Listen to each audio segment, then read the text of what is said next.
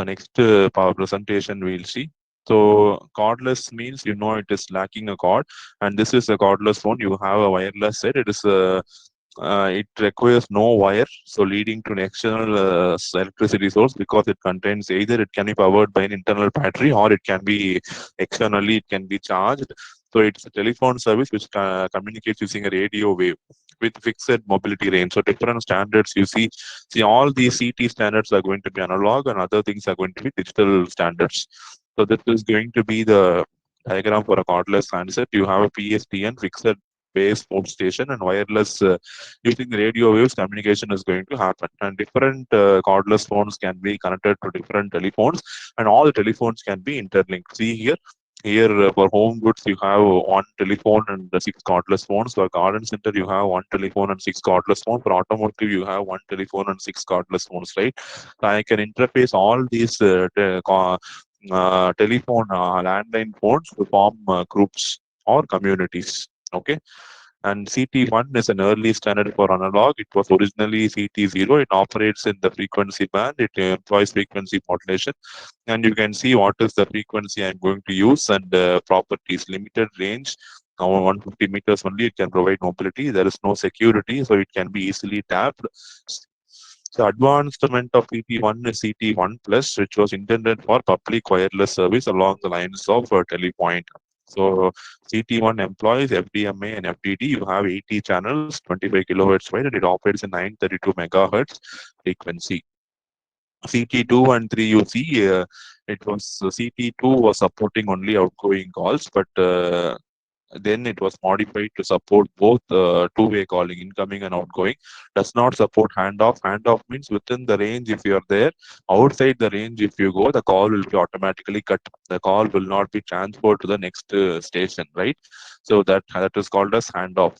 Handoff means I'm going to transfer the call from one station to another station. So when you are traveling in a bike or a car, you will be crossing several base stations. So when you are traveling in a bike or a car and you are making a call, you will see that the call is continuous because your mobile phone takes care of transferring the calls from one base station to another base station if you are crossing the coverage. That is called as handoff. So in CT2, there was no handoff, but user must remain inside the range of the antenna. Otherwise, the output will be cut. The call will be cut automatically if you are not following that. And up to 100 meters range is there and the frequency is given. And CT3 was developed by Ericsson in 1990 in the wireless office system. And approximately it is operating at this frequency. Okay. And general principle, typical CT users were sold a handset and a base station which they will connect on their home telephone system. So they sold this handset and the base station which will connect to your landline phone, and any call which you receive using the landline phone will be routed to the base station, and to the handset you can pick up the handset and you can walk and speak within the range. For example, when in the range, user could receive incoming calls, and once out of the range, the user could not find signals indicating that you are out of network and you cannot make the calls. And the next one is PHS. PHS is developed by Japanese Air Interface, the Research and Development Center for Radio Systems. It offers two-way communication for data and internet services, uses TDMA TDD for its radio channel access method, and it is going to use QPSK modulation. So it has like a handover is there here, and it is suitable for dense urban areas. It is impractical for rural areas because the small cell size will not make it is impossible to make call from rapidly moving vehicles. Fast vehicles, it is impossible to make calls. It supports 74 radio channels, and each channel will have a specific thing, and it has dynamic cell assignment systems. So automatically when you are moving across the cell, the frequency will be allocated automatically. DECT, it was found in Europe, as I told. We have seen the features of DECT. It operates up to 150 meters outdoor and 50 meters indoor, and it offers a very good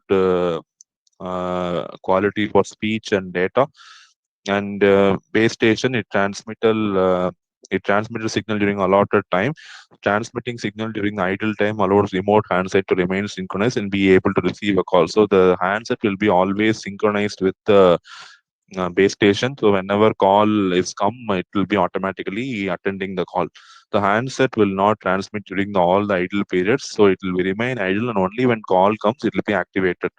So you have this architecture in base station and mobile station and mobile unit and base station, and you will have constant sharing of messages to ensure that data transfer is completely uh, taking place. Okay, so you have call control features, you have call control supplementary services, connectionless message service, connection oriented message service. Connectionless means it is just like you are broadcasting something. Message, simple message is broadcast. A connection oriented means you're sending it to a reliable person. Then mobility management, how far you can move, whether the signal is available or not. All those information is frequently shared between the mobile unit and the base station.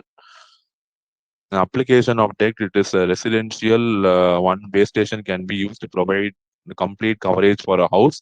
In office, small office can be covered by one base station, but if you find one base station cannot do the job completely, you can use multiple base stations for enhancing your coverage. Okay, you can use multiple base stations for enhancing your coverage to support large offices. The telepoint also set up for public places like in airports. You are where the area is very huge. You can use multiple base stations for covering the range. Digital specification, you see CT1 and 2. What is the everything is given. What is which region is using? What is the specification? What is the method of accessing? What is the frequency band? Everything is given. You can see the number of carriers. So number of carriers is going to be the number of persons who are going to use the cordless. And this is the cordless system which was used in Tanzania. It was not that much popular, so it has poor response. Okay, so it was it was not popular, and when mobile phones came, these things become outdated or not used nowadays that frequently. So present types of various cordless telephones are even cordless telephones are still available in many parts of the world, and still people are using it. So this is all about cordless telephone. So this unit is going to be fully about the different communication technologies which is available in current day. So we have started with cordless telephone, and I hope this lecture should be very